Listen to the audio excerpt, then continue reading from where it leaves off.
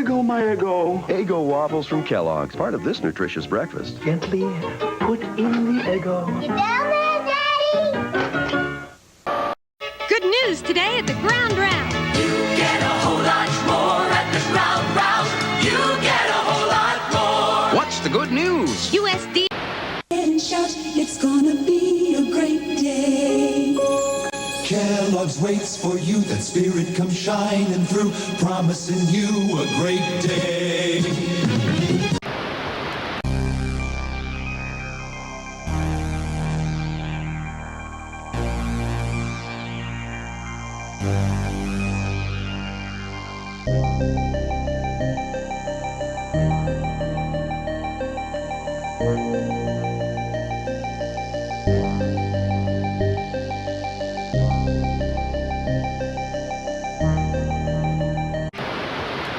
How's it going, Tiki Creeps? Welcome to Creepers Cove. I am Ian the Creep.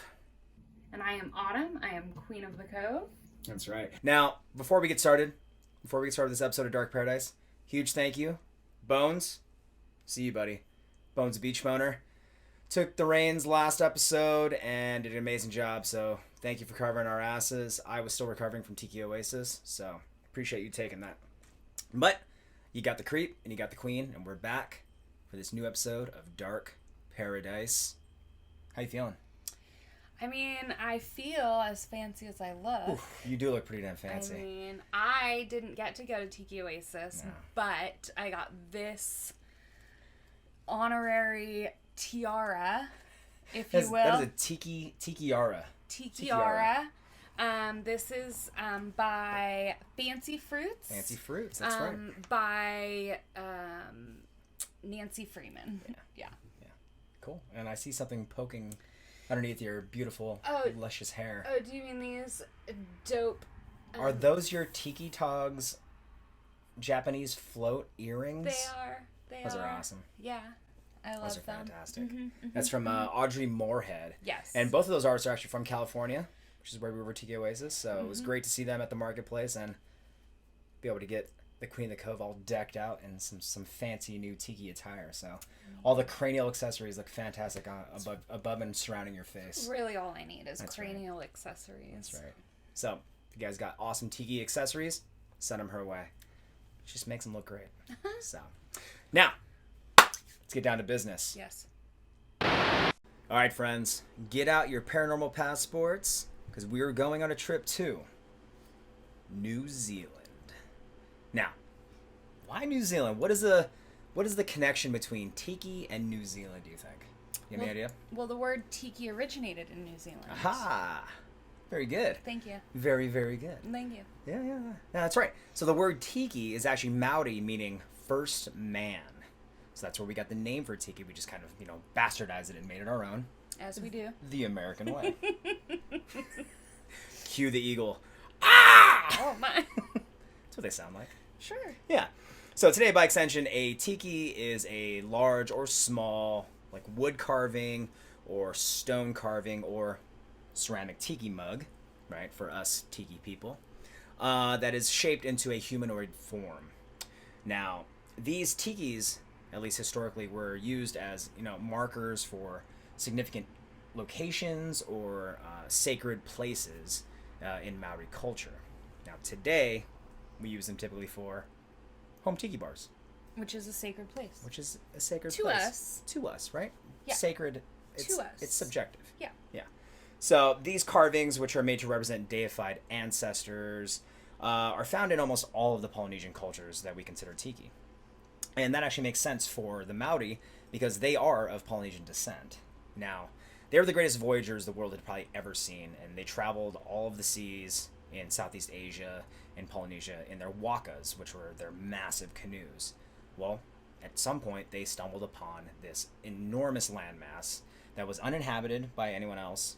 It was rich in resources, and they became known as Aotearoa, right? Which today we call New Zealand.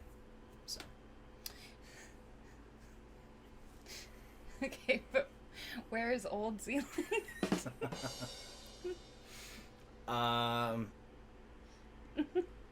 I don't know if there ever was an Old Zealand.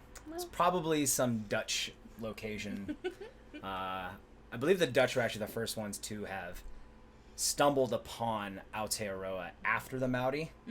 And the Maori people, with all their warrior fucking skills, they had these war dances. I forgot what they're called. I want to say like haka. They're beautiful. They're awesome. I don't quote me on that. I don't remember the exact name for it, but they're ceremonial dances, which they used for more than just battle. They also use them for like funerals, also as greetings, which is an awesome way to say hello. Beautiful. Fuck handshakes. Yeah. Like, you dance around, stomp, you pound your chest, and they did an awesome Gene Simmons thing with their tongue. Like, it's beautiful. which is super intimidating. Well, they did that to, I think, the Dutch, scared them away, and they got to be an isolated culture for another 150 years before the British, which is what they do. Always. Right. So, I don't know where Old Zealand is, but we do know where New Zealand is, or Aotearoa, as it's called by the Maori. Alright, the culture and the spirituality of the Maori people is mysterious, it's beautiful, it's violent, it's honorable, it's fantastic, and it was a true pleasure to be able to dive a little bit deeper and learn so much about them while I was researching New Zealand for this particular episode of Dark Paradise. I found myself going on these weird tangents and just like these really deep Google searches when I was supposed to be looking for cryptids and ghosts and spooky folklore of Maori people and of New Zealand. And there's just so much to learn about their history and their present day plight. Because for a brief moment there, well, I wouldn't say brief, it was actually for a very extended period of time, colonialism and civil rights violations almost saw this culture completely eradicated from this earth. Much like, sound familiar with the Native Americans. But today there's a movement that's been kind of sweeping across New Zealand. It's been going on for a few decades now, where there's a Maori revival, which is fantastic to see, and we can only hope that, that continues and it grows exponentially in years to come. So, that's awesome. A little context to your tiki cocktails. We always say, drink like you give a fuck, right? That's what we're talking about. Learn the history of the people, also enjoy their culture, enjoy their cocktails. But you're not here specifically for that. It's a little bonus stuff, right? Yeah. You're here for creepiness, right? You're here for some paranormal, some tiki. So, let's get into that now. Because... Come on, man. Tex! Dude. Tex! Hello. Tex! Hey! Hi. Buddy. I appreciate your enthusiasm, okay? It was so close. You jumped the gun just a little bit, right? You almost got the cue. It's okay. But remember, she's got to say the thing, right? Okay. All right. Sorry, guys. Babe. Can't talk about spirits until we have some spirits. That's right. That's right. So, for today's Tanduay Rum sponsored cocktail for New Zealand, Tex over there is going to make a little something called the Kiwi Bird. Alright, so while Tex gets all those ingredients ready for the recipe for the Kiwi Bird, let's do a little talk here. Kiwis. Where do you guys think kiwis actually come from? Thoughts, Queen? Anything? Well, considering that people from New Zealand are called Kiwis, That's true. I would imagine they're from there. They are not. Well, that's misleading. It is very misleading, yes. So people from New Zealand are affectionately called Kiwis, and it's not something that is like a derogatory term. It's not like, you call them a Kiwi and they're like, hey, don't call me a Kiwi. Unless they're Australian, and then they don't like it. Because they're not from New Zealand. But Right. yeah, that makes a lot of sense. But yeah, so people from New Zealand actually weren't called Kiwis until, I want to say, like 1930s, leading out of World War I, going into World War II, around that time, for various reasons of like shoe polish, military shoe polish and stuff like that, a brand called Kiwi. They began to effectively be called Kiwis, also because their national bird, which is the Kiwi. It's the kiwi, a little small, brown, flightless bird. Which is funny because birds in Aotearoa before, like millions of years ago, when the first Maori people were establishing that as their home, were fucking massive. Massive. We're talking like 20-foot birds. And because it was such an isolated country, such an isolated island, that there were very, very few animals and like practically no land predators. So these giant birds would just walk around, and the Maori people would literally just walk right up to them and bonk them on the head and kill them, and they'd have meat for like fucking weeks. Oh my. So poor bird, but you know. yeah. So those giant birds are no longer around. Now they have little tiny kiwis. Now the reason we have kiwis in New Zealand is because a woman, I believe it was a woman, it was a person, in 1904, they were a principal or teacher at a New Zealand school, and they traveled to China, bringing back gooseberry seeds. That's right, the Chinese already had gooseberries, kiwis. So she brought these seeds back, and by 1910, after planting them in New Zealand, New Zealanders, kiwis, had their first gooseberry tree that was bearing fruit. Now, they didn't want to call it a gooseberry. So, again, leaning on their national bird, Is the it pride of the geese country. is stupid? Maybe they didn't have geese there. Oh, maybe. Yeah. So I don't know. You guys can do the search. Are there geese in New Zealand? Maybe they're not indigenous to New Zealand, so They're they'd be like mean bastards. they are. Yeah. So maybe they chose kiwis because kiwis are nicer, and New Zealanders are nicer than Australians. So maybe they chose the nicer bird of the two, and they said, "Fuck the geese or the Australians. We're gonna call these kiwis." So that is the greatest fruit theft of the mid 20th century. That's where they got kiwis, from China, not actually from New Zealand. Yeah. So it looks like our buddy over there is ready. He's got all the ingredients. He's got the Tanduay to make the sponsored cocktail, the Kiwi Bird. So first thing we're going to start with, you got to start with that rum. Doing 2 ounces of Tanduay Gold, liquid gold. If you don't have Tanduay, guys, you got to request it. You got to talk to your distributors, talk to your local watering holes, and you got to say, hey, there's no reason for you not to be carrying Tanduay. It's the biggest selling rum in the world. They just actually landed in Europe. So now they're taking over Europe, guys. So if you don't have it, request it, get it, drink it. Tanduay Rum, 2 ounces. Then looks like Tex is going with 3 ounces of unsweetened pineapple juice. Got to get that sweet citrus in there. Looks good. And then, okay, so you guys should be using Luau Lads Orgeat. We are actually fresh out. We love it so much that we drank all of our Orgeat, and we're waiting for the lads down in Florida to send us our new batch. That's on us. We drink too much. Too much is relative, probably. Okay, so it's actually the Luau Lads' fault for making Orgeat with pecans. That is so delicious. It's very good. That we drank all of it, and now we are out for the day that we're filming. I'm not saying put it in your coffee, but I am saying you could put it in your coffee. Yeah. So you're going to use 0.5 ounces of Orgeat, preferably Luau Lads, but whatever you have will work. And now Tex is going to be putting in 0.5 ounces Demerara Syrup. Now you could use normal simple syrup here, but we actually prefer using Demerara for most of our drinks. If we are going to use a syrup, a sugar syrup, we go with Demerara, just a little more rich flavor. Yeah. I think it gives a little more complexity to the recipe.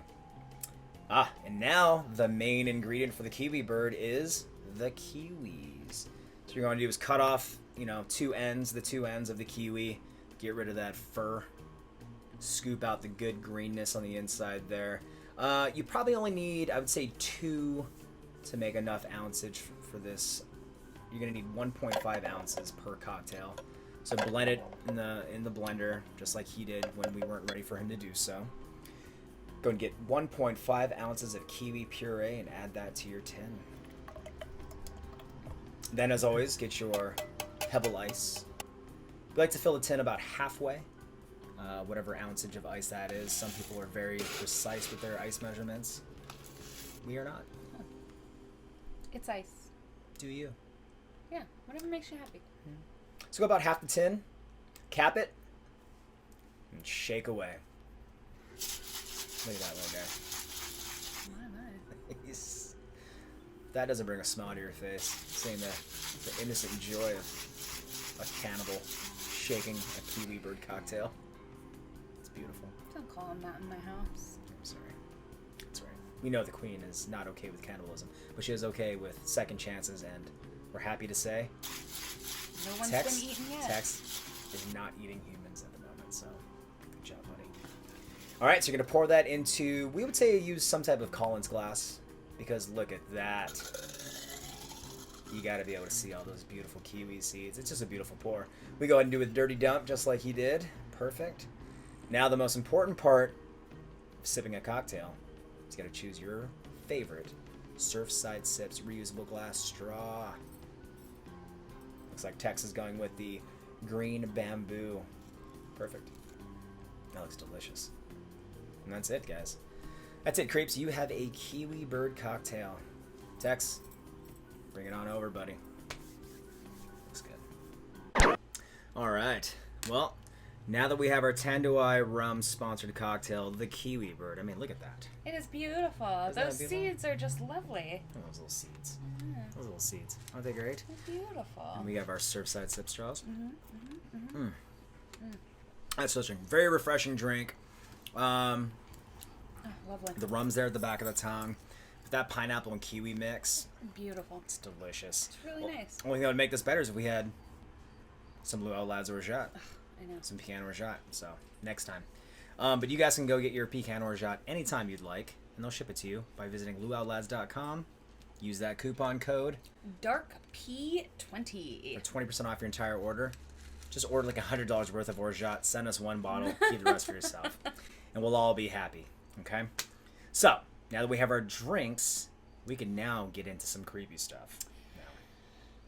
I have some creepies this week. Oh, do you? I do. Okay. So, while the creep was busy researching for the main creep story, I also went on a little deep dive, and it turns out that children from New Zealand, like most children, are terrifying.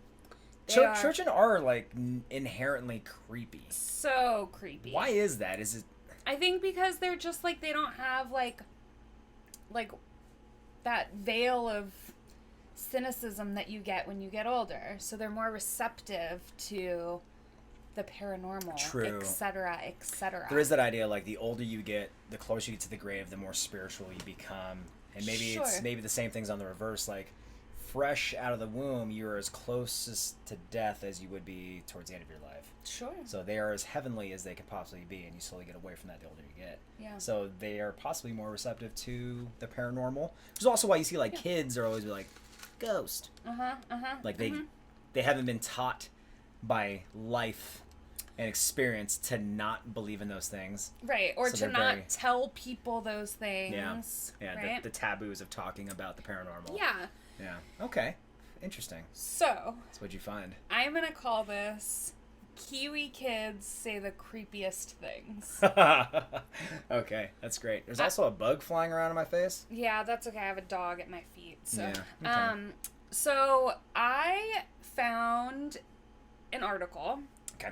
And got 3 stories from that article that I really kind of creeped me out more so than the rest of them. Okay, great. However, I have a 4th story because I went to the comment section like a fool.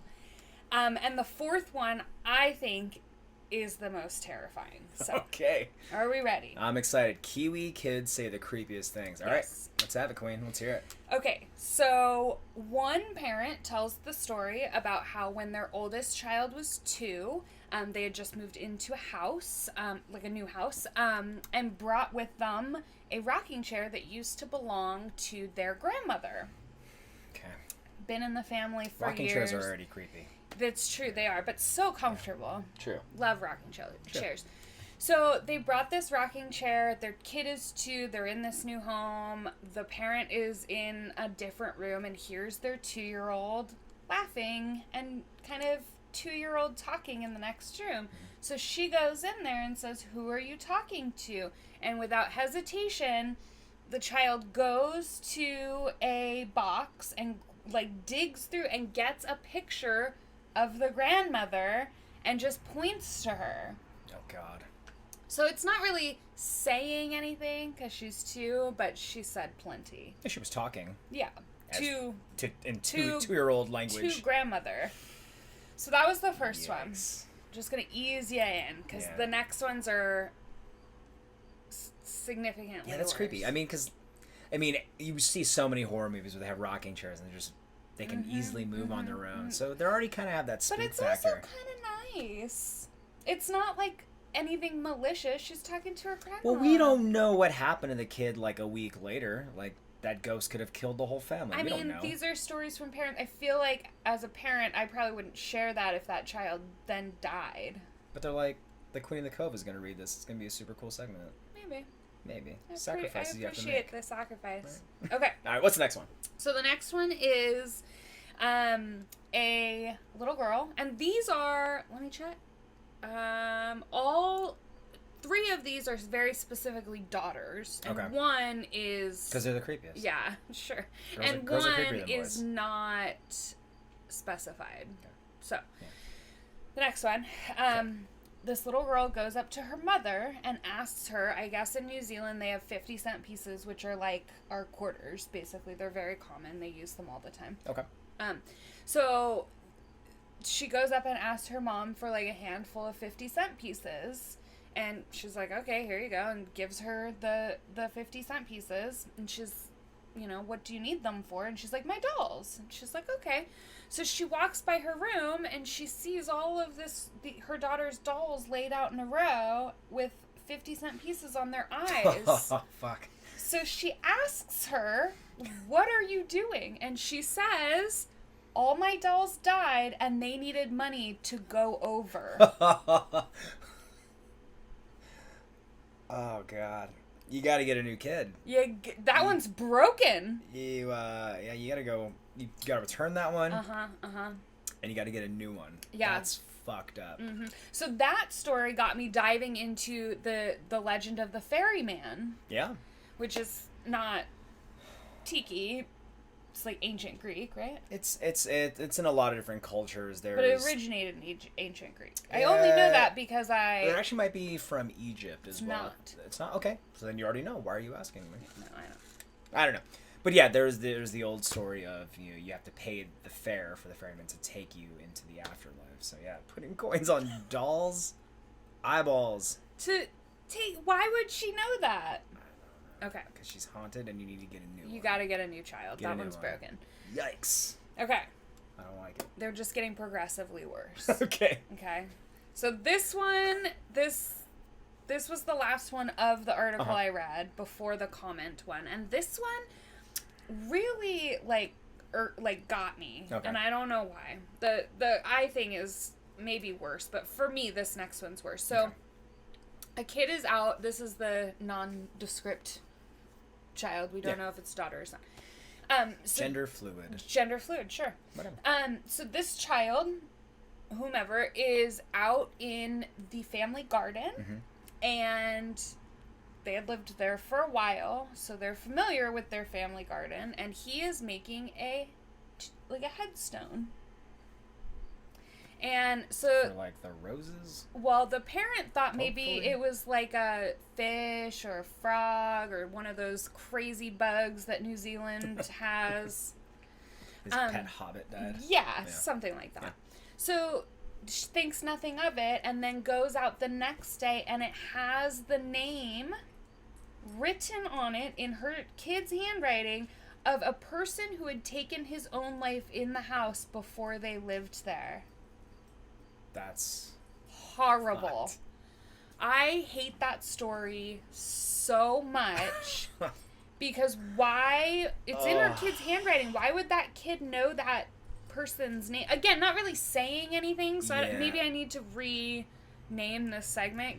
Kiwi kids do the creepiest things. Do the creepiest things because 2 of them didn't say anything, but... I mean, they're saying things, just maybe not that the parents were hearing. Verbally. They were talking to a dead person. Yeah. And, I mean, good on that kid for giving it a proper burial, though. Yeah, I mean... But, jeez Louise, that's fucking not cool. Yeah. Ugh. All right, so what's the last one you found in the comments? Okay, so the last one I found in the comment, I was going to stop at those 3, but this one just called to me hard. So this woman just goes right into it. There's no backstory. We don't need it. So her daughter asked her one day why the shadow man keeps visiting her at night. The mother, not the daughter. And the mother is like, no one's coming into my room. Oh, the Shadow Man's visiting the mother. mother. And the daughter's asking the mother Yes. why it's visiting. Oh, why fuck. is the Shadow Man going to your room every night? And she's like, there's no one coming to my room every night. What are you talking about? No.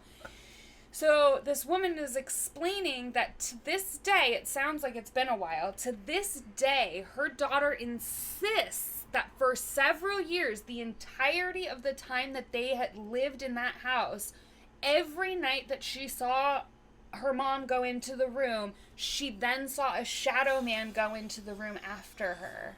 That's so fucked up. Why does the Shadow Man keep visiting you? My whole body's a goosebump I right now. couldn't not include that one. That's That so one is fucked up. horrible. That's terrifying on a personal level because you know my experience with the Shadow Man. Yes. I am haunted as fuck. That's why I'm the creep. I have an attachment, and it's been haunting me for a very long time. I have a recurring nightmare about this Shadow Man that visits me in my room, and he has no face. He's a Shadow Man. Yeah, remember that movie Dick Tracy, where there's a guy that has no face. Anyways, so he has. Oh yeah, the man with no face. Yeah, he has like skin, but like there's no facial features. So there's no eyes, there's no nose, there's no mouth. But like the Shadow Man who visits me, he comes into my room and he comes like right up to my face, and shows his face to me even though I'm sleeping, and he's moving his mouth, but there's no like actual mouth there. But you can see like the stretching of the skin. Ugh. It's fucked up. That kid, it's fucked up. So yeah, I had to include that one. That's Because great. that one gave me chills all over my body. Man, I thought this was gonna be a little palate cleanser before we get into the main spooky tale, but it's pretty damn terrifying. Yeah, I even went because it was like an article posted. Yeah. You know, it like links them to their Facebook page. So I like creepily went and checked this woman out to see if she was like a nut job. She seems like a perfectly normal human. Like wouldn't make this up. I mean, I don't know, but like I did some digging. Hey, we're here doing a paranormal tiki show because we're asking everybody to just suspend disbelief. Yeah. We have to assume that this stuff is real. Yeah, it's harder for me to suspend disbelief when it's coming from like people on the internet. You know, Yeah, those you never know people that. are crazy. Like strangers on the internet. And what we always say is, all it takes is one of these occurrences to be true for them all to be true. Right. Okay, and I know I've experienced some shit. We've experienced shit in this very house where we have Creepers Cove. So, I don't know. If that's happening and we're being haunted, we have to assume that woman's being haunted by She Shadow Man. was. The woman said it didn't happen after they moved. There you go.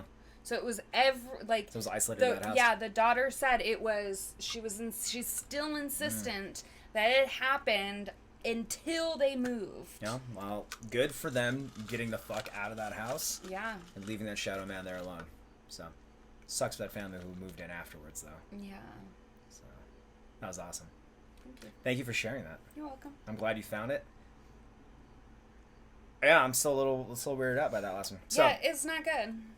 So we're just going to jump right into more spooks. So, before we do that, though, something we got to do. Something we always do. Before we get into the main terrifying tale from Dark Paradise, we have to do something very special first. What do we have to do? We need to take our Surfside Sips sponsored Spooky First Sip. That's right. So, raise your Kiwi Bird or whatever cocktail you have with you. Make sure you have a Surfside Sip straw. If you don't have one, you need to get one. You got to visit surfsidesips.com. Get yourself some reusable glass straws. Add class with glass. And when you do, be sure to use the code DarkP20. DarkP20. And you get 20% off your entire order from Surfside Sips. Do it. Support small business. Support a sustainable lifestyle. Raise them high. Tagai and Mabuhay, friends. Yeah, that's a good cocktail. All right. So I found an interesting story. Kind of gave me the creeps. Okay. I don't know if I can follow that act with Kiwi kids do the creepiest things. But You can try. I found a tale that we're calling the Dunearn Hell House. Okay. Okay? You guys settled in? You ready? Are you ready? I think so. Okay. I'm ready now. Okay. It was in the early 2000s that I decided to have a career change and go into dairy farming. My partner at the time thought it would be good for us. I finished my studies, put out an advertisement up in the farming page, and had job offers from all over New Zealand. We decided to stay in Southland because we'd be able to rent out our home. We took a look at this farm in Dunearn area, northwest of Winton. We were driving down the road and I accidentally missed the driveway. No biggie, I thought. I pulled into the next driveway to turn around, but then I froze. I sat and stared at this house. I didn't know why, I just had a really bad feeling about it. My partner was calling my name, I don't know how many times. She was asking, what's wrong? What's wrong? I just looked at her and I said, if that house comes with a job, we ain't taking it. That interview went well, but I ended up didn't taking that job. There'd be plenty of other opportunities, so I just bided my time and waited for the next one to come in. And just like that, I got a call 2 days later from another farmer named Ben, who was actually out in the same area. In fact, it's the same exact road. Oh no. All of a sudden, I felt a chill and some uneasiness. I thought about that damn house. I said, when would you like us to come out for the interview? How about today, Ben said. All right. We could be there about an hour and a half. On the drive there, my partner kept making jokes. Wouldn't it be funny if it was the farm with that one house? It would not. Well, we drove past that damn house, and the second driveway after was Ben's farm. My partner started laughing. I sighed and said again, if we have to live in that house, we ain't taking the job. Well, the interview went so well that Ben offered me the job right there and then. I said, I only have one question. We don't have to live in that house, do we? Ben laughed and said, no. That's Paul, second in charge. That's his house. If you take the job, your house will be the one in front of ours. We agreed, sigh of relief, took the job, and 2 weeks later, we moved out onto that farm. My partner and I, her 2 girls, and our dog Sam. So apart from the house being a wee bit small for the 4 of us and our Labrador Newfoundland puppy that was growing at a very, very fast rate, life was good on the farm. Apart from when Paul, the second in charge, would sleep in and I would have to go wake him up, which was about all of the time. But about 6 months after dealing with his shit, I'd grown tired of it, and I decided to start taking Sam, my dog, out with me on the farm to get the cows in and do pasture walks. That first morning I took Sam with me to get the cows from Paul's house paddock. It was about 4 a.m. on a Friday. We got to the gate, and there were no cows waiting, which was strange. There's always at least a handful of cows. Now, a little bit about our dog Sam, before we continue. He's a gentle giant, very, very fast, never really growled or barked. Well, I told Sam to go find the cows, and off he went. I jumped back on my 2-wheel and flicked on my headlamp, as well as the bike's lights.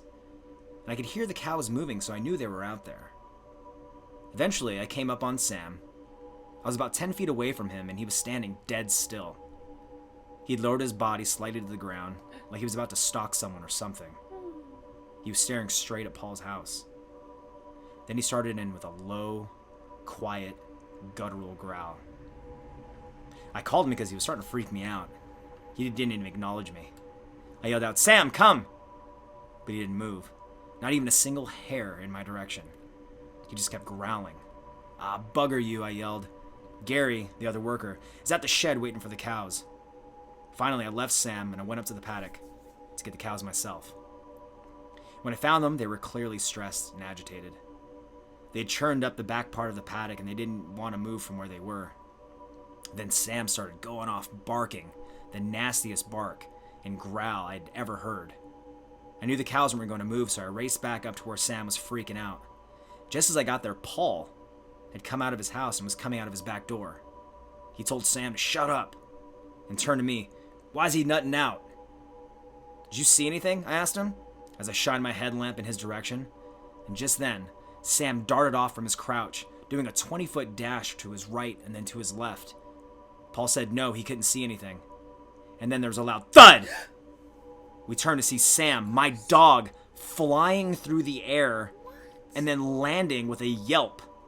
He rolled straight back onto his feet and continued in with the growling. He was even more pissed off than before. By this time, I was running to the spot where Sam had been before he was sent flying, with a whole lot of cursing while looking in Sam's direction. He was already at full pace and barking. When he reached the same spot, he was slavering, just drool dripping down his teeth, all over his chin. He just reminded me of a look of a timber wolf gets before they attack. I got within 5 feet of him, and Sam turned and looked at me, started walking slowly towards me, barking and growling. I was like hell, you don't bark at me. But then I realized he wanted me to move back. Those growls and barks weren't for me. So I did. I took a step back, and he ran back to the same spot, growling and snarling. Then I heard a noise from Paul's house. He and his family were getting into their 4-wheel drive. He yelled out, "We're out of here," as he jumped in and they shot down the drive and were gone. Then I heard the sound of a pickup truck coming down the lane. I was hoping it was Ben, my boss. And as I turned in the direction of the sound, there, standing about 20 feet in front of me, about 10 feet in front of Sam, I finally saw what he was barking at. It was only there for about 5 to 10 seconds, but I know I saw it. It was an older man, maybe in his 60s, standing with his back to us. He slowly turned his head to look in our direction from over his shoulder. He had a real evil glare in his eye and a sickening smirk on his face. And then as quickly as he appeared, he just suddenly vanished. Sam was still barking, but it was just a normal bark when Ben finally turned up. He asked me, "What happened?" But I was just staring where I had seen that old man. And Ben tapped me on the shoulder and I nearly jumped out of my skin. He asked, "Are you alright? What happened?" I just looked at him and said, I don't know how I can even tell you. I put Sam in the back of his truck. "You gotta see to the cows," I said. And we drove down back to the paddock. When he saw the cows in a tight bunch and the way they had churned up the ground, he was like, "What the hell?" We still couldn't get them to come up to the paddock and past Paul's house, even with the 2 dogs, Ben and myself herding them. We ended up just letting them through the next paddock, over through a back gate, and they were fine. By the time we started milking, Sam was asleep on his bed in the corner of the cow shed about 15 feet from us. He slept there right up until we started putting the wash through the plant. All that morning, Ben was quizzing me, and in the end I said, "You won't believe me, you won't believe me. But if we're still having that barbecue at yours tonight, I'll try to tell you then." So later that night, after we put the kids to bed, I told them everything, at least the way that I remembered it. They gave me a bit of a hard time about it until Paul finally showed up, and he handed in his notice immediately. Oh. He told them what he had seen, which helped confirm my story, and that laughing seemed to stop real quick. So Paul moved out, and then we had to move in. Why? After Paul handed in his notice, Ben, our boss, had to get another worker, and after long talk and a lot of convincing about it being a larger house, better for the family, they talked me and my family into moving into Paul's old house. The first thing I noticed was, yes, there was a lot more room, but a lot of the rooms had no windows in them, which was just weird. So the kitchen, dining room, and living room was open plan in an L shape. Things were good for a time. About 4 months, I'd say. Our girls were happy, and my partner was happy, and life was good. But I still had the same feelings about that place. And then, one night while we were watching television, 2 of the top cupboard doors in the kitchen just opened on their own. I knew the girls had seen it by the looks on their faces. So I got up, tried to be brave, and I went in the kitchen, closed the cupboard doors, came back, and started watching TV like nothing happened.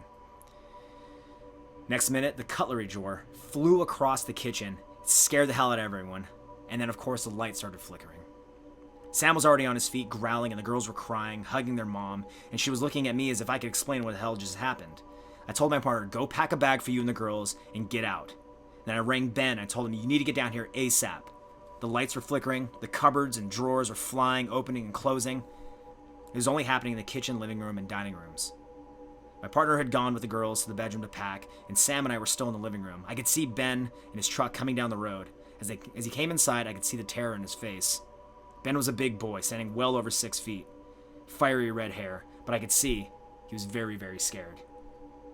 By now, everyone was back in the living room, near the back door, except for Sam, who was standing on a rug in the dining room and whimpering. Ben and I ran over to see what was going on, but Sam wouldn't come after we called him.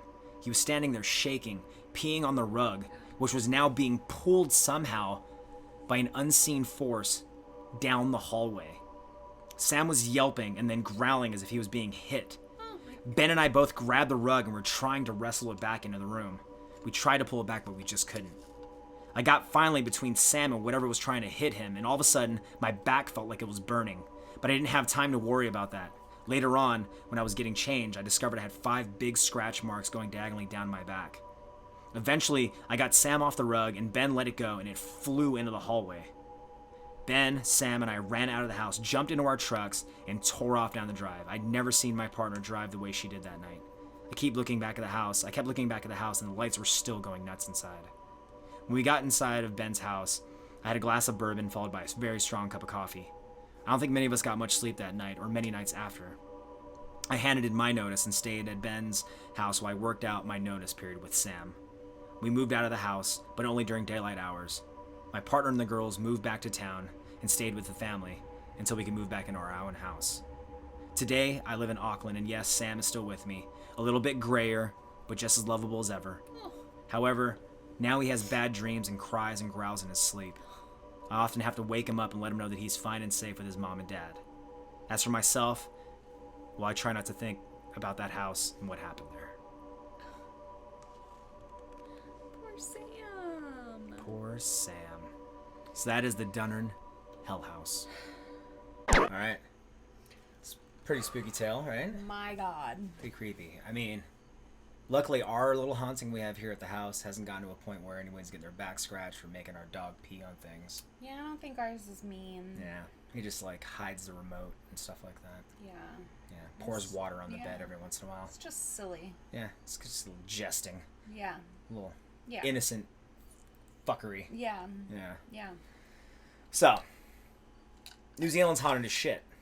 And it's awesome, because it also makes for fantastic horror movies.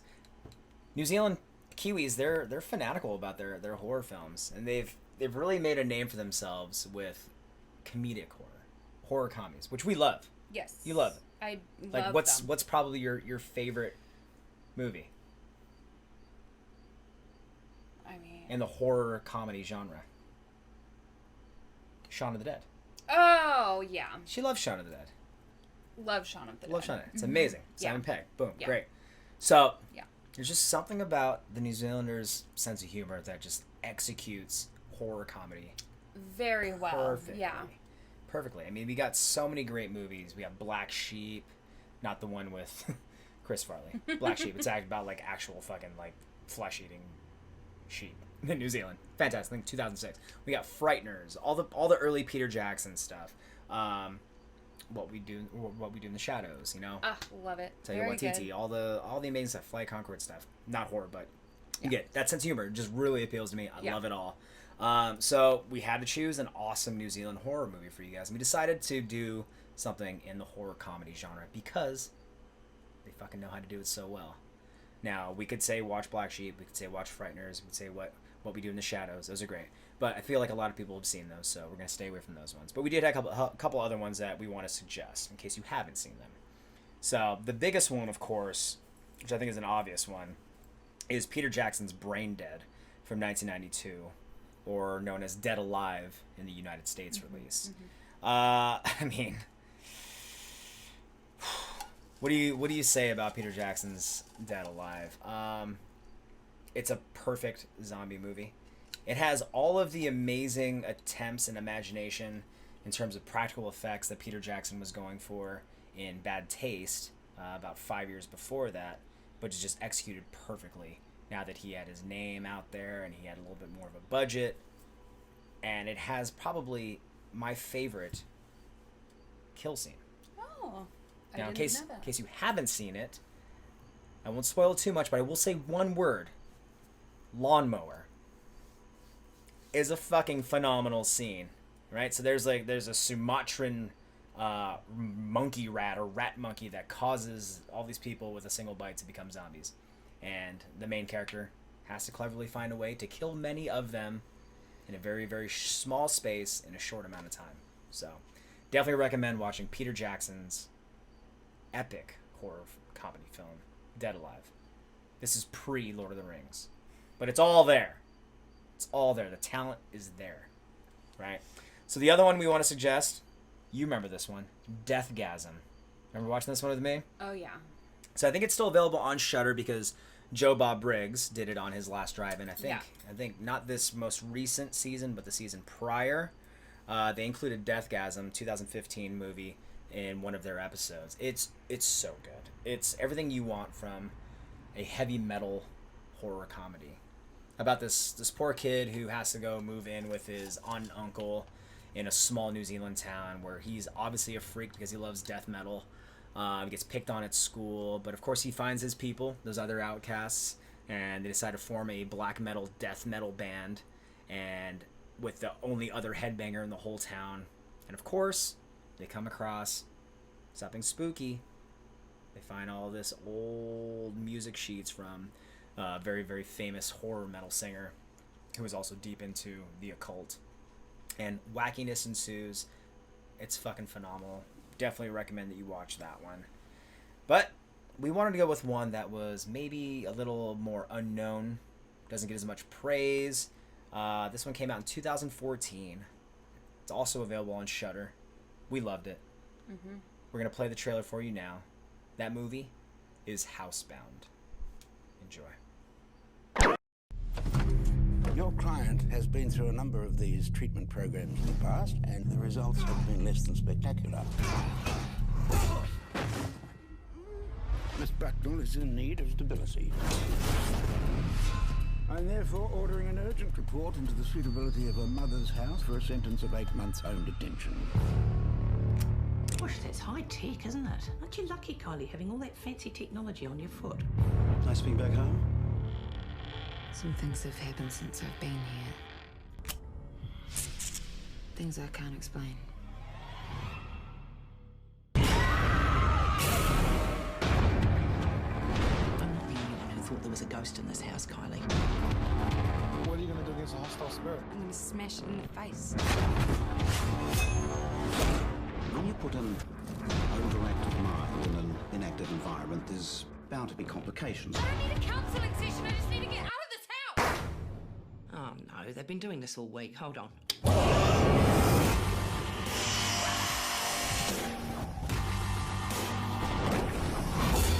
The restless spirit that lives in this house, what is your business here?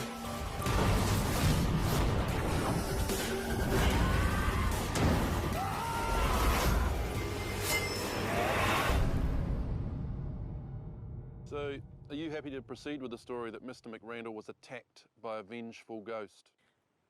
Yes. Righto. There it is, Housebound, 2014, available on Shudder right now. Now, it's written and directed by Gerard Johnstone. This movie revolves around a clever anti-hero, Kylie, right, who, after being arrested, is remanded for 8 months to the custody of her estranged mother. And they're forced to stay in her childhood home, where she suspects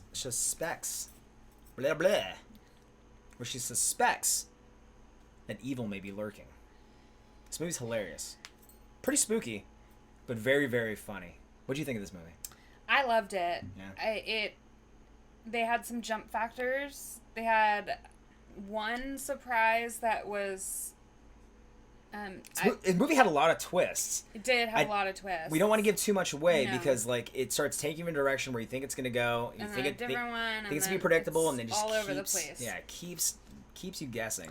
I will Very say, clever. I didn't like Kylie. Kylie was a bit of a bitch. She was such a brat. She was the anti-hero, though. I think they did a good job writing an interesting character where you're meant to hate them, and then there's that evolution. Did you end up liking her at the end? She was fine at the end. Okay. I don't think she was all that interesting. No? I thought she was very, like... She was too old to be behaving the way that she was. Like, That's fair. I didn't feel like there was any rhyme or reason for her to be... Such a cunt. Yeah, to, like... Yeah. Everybody, no matter what. Like, they didn't evolve on that, which is fine, but, like... See, I actually appreciate that, because I don't like a lot of exposition or, like, too heavy-handed exposition.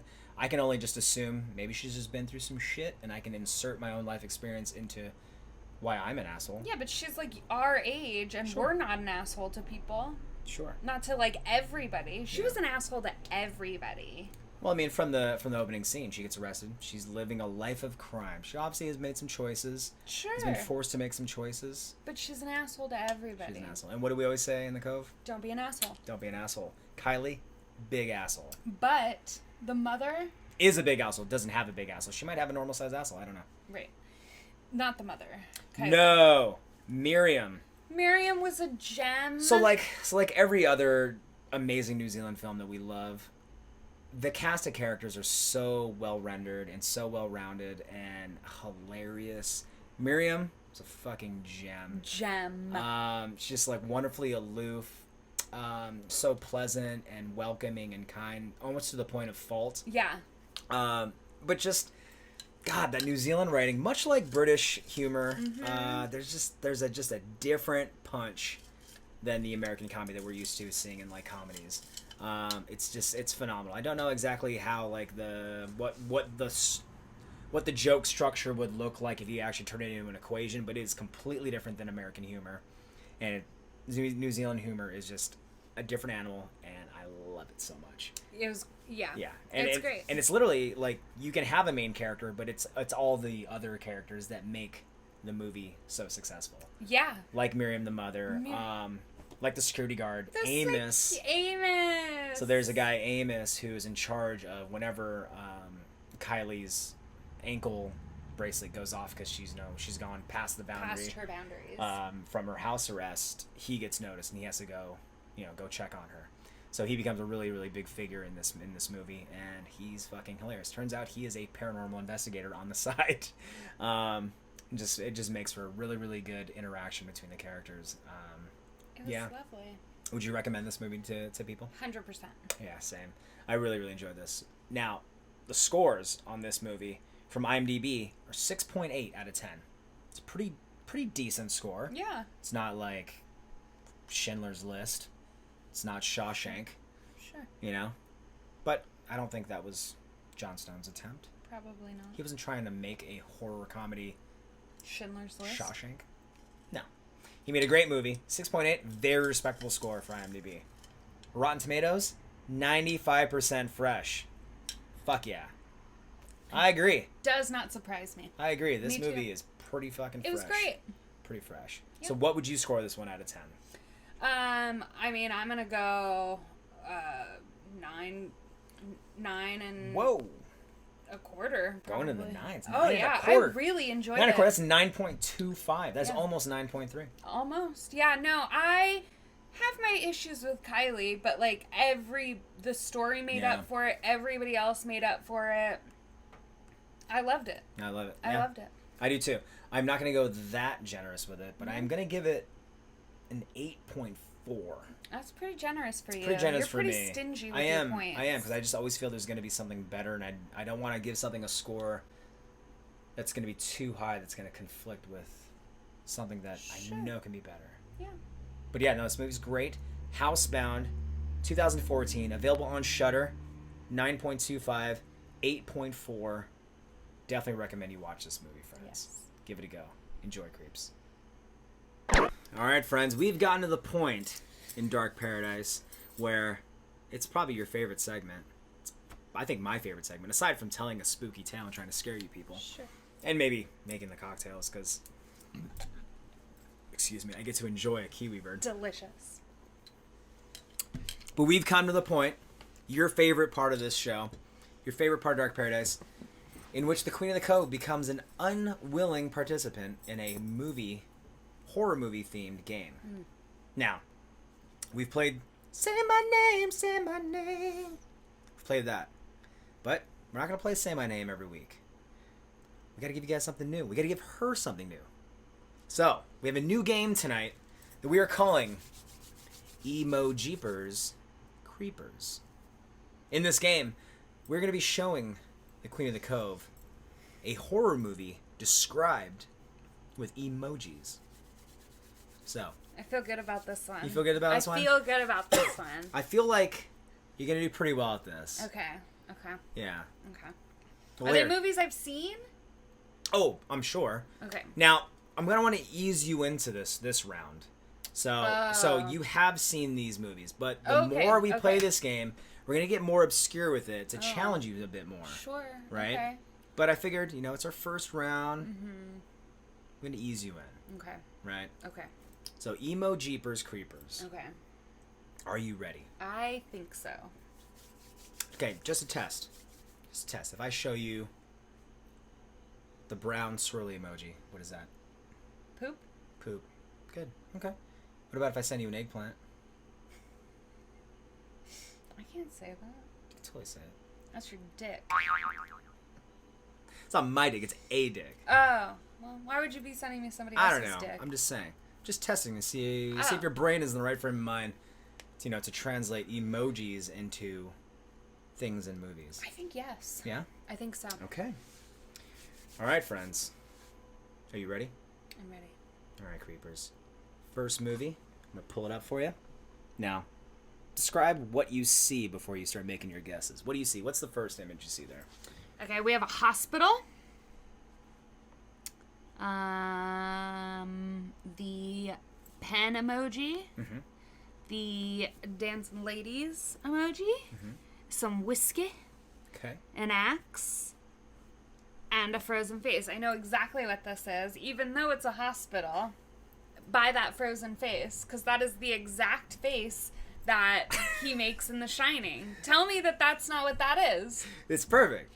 So when you type in hotel as an emoji, that's the one you get. So that is actually that is a hotel, not a hospital. Oh, I always thought that was a hospital. So you have a hotel, you have a writing emoji, you have twins, sure. you have a glass of whiskey, you have an axe, and you have a frozen face that emoji. That is the exact face that he makes in that movie. Pretty spot on. So what movie is it? That is The Shining. That is right. 1980, Stanley Kubrick's masterpiece of modern horror. Masterpiece. Incredible adaptation of Stephen King's novel.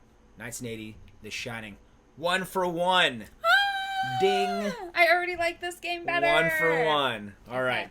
Slide it over. Okay. Man. Oh, shoot. Well done. Touch the screen one more time. All right. Tell us what you see before you give your answer. What do you see? What's the first one? Okay. You're making these too easy. Okay. All right. All right. So this is a cloud, like a rain cloud. Mm-hmm. And then the next emoji is a little child boy. Mm-hmm. And then the next one is a clown. And then the next one is a red balloon. And the next one is the death emoji. Okay. So this is obviously Killer Clowns from Outer Space. Obviously. It. It is it. Now is this, which it is it? I'm gonna say it, the most recent it. It is the Skarsgård it. I went with that one. Mm-hmm. Yeah, this is what was it? 2017? 2017's It. Yeah, this is not Pennywise. Yeah, like I mean it is. Tim Curry's It's Pennywise. not the Pennywise that Right. made me so fucking scared of clowns. Right. It was not Tim Curry's Pennywise. I went with 2017's Skarsgård, who was very, very good. Also at terrifying. Pennywise. Yeah. Very terrifying, just in a different way. I appreciate the easing into it. 2 for 2. I went way too easy on this. Way too easy. I know this. Okay. But it feels good, right? It does kind of feel good to be. Hopefully you creeps are having a hard time with getting these. it. We'll see. Okay. All right, gently slide that one over. Okay, what do you see? What do you see? Okay, we have popcorn. We have a blonde woman. Mm-hmm. We have a phone. Mm-hmm. We have the emoji, and then we have a knife. The Home Alone emoji? Mm-hmm. Okay. What are your thoughts? What are you thinking? I think I know this one too. Okay. What do you think it is? I think it's Scream. It is Scream, 1996, Wes Craven. This one got it. Yeah, it looks kind of like Ghostface, right? It does. I mean, the colors are off, but Yeah. it's very, very Ghostface. So yes, we have the opening scene of Scream. Drew Barrymore's character, right? Do you like scary movies? Right? Did you know that Drew Barrymore was actually supposed to be Sydney in the movie? Oh, I didn't know. And then she decided, like very early on in production, she's like, I don't want to be the leading lady. Just kill me off in the very beginning. Oh my. So, Drew Barrymore, being the powerhouse that she is, and especially was at that time, made the call and told Wes, I don't want to be the leading lady. I don't want to be Sydney. Kill me. Nev Campbell is inserted. That's all she wrote. Nev Campbell is Sydney. I did not know and that. kills it. Yeah, pretty awesome. Fucking 3 for 3. You made them way too easy. 3 for 3. Okay. All right. Probably gonna get. You guys think she's gonna get 5 for 5? I don't know. All right. I feel slide it. good, You're doing but very, now very well. I'm like, you're doing very well. Okay, you know all these movies. I You've do seen them know all. all these movies. Okay. What do you see? I see a little baby, a little girl baby, like toddler, whatever. Sure. a devil emoji, Mm-hmm. a church, a bed, and vomit. What do you think? The Exorcist. I went way too easy with it. Way too easy. 4 for 4. Damn, 1973, William Friedkin's Exorcist. I'm so sorry. Man, she's killing it. She's just getting better at horror. I've seen all of these. I think she's been watching horror movies when I'm not at home. Because she mean, works from home. You went to Tiki Oasis without me. She What started else? watching. She started watching the whole do? back catalog of all the great horror films. All right, 4 for 4. That is indeed The Exorcist. Man. Okay. One of the most haunted productions in movie history.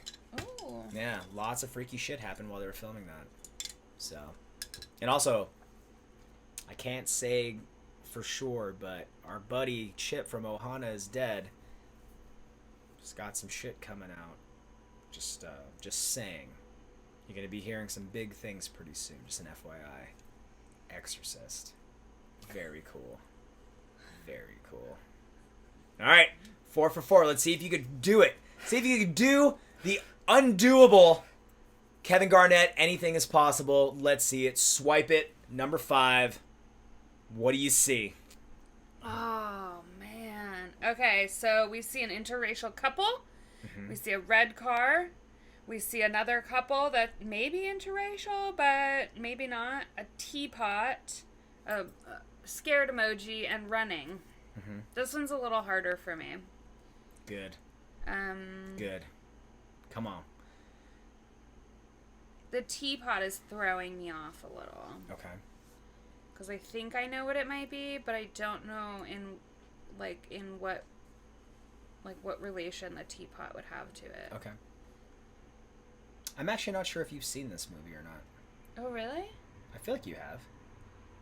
I think I know what it is. Are you ready to wager a guess? I think I'm ready.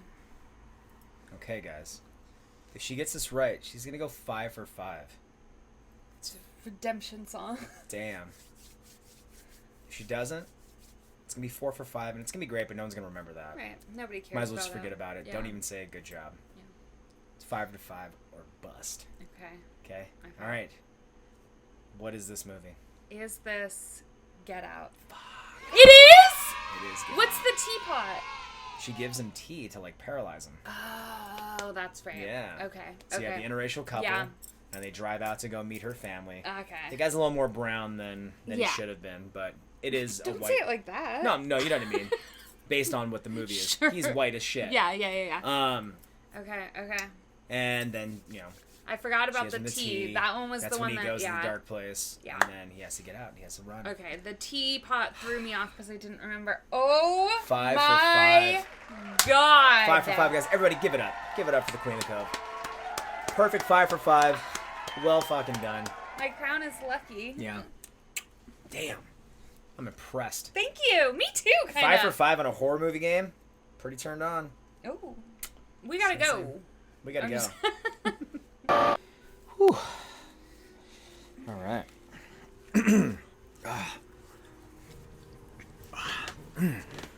Okay, hey. Sorry about that. That's our show. That's Dark Paradise, guys. Thanks for going to New Zealand with us. Join the Queen of the Cove and I. We hope you enjoyed it. Hope you were creeped out. Hopefully you learned a little bit something about New Zealand and the Maori people.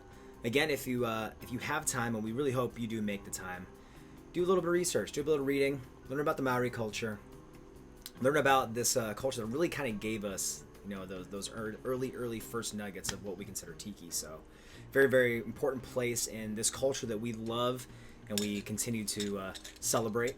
But you gotta also remember, they are a people.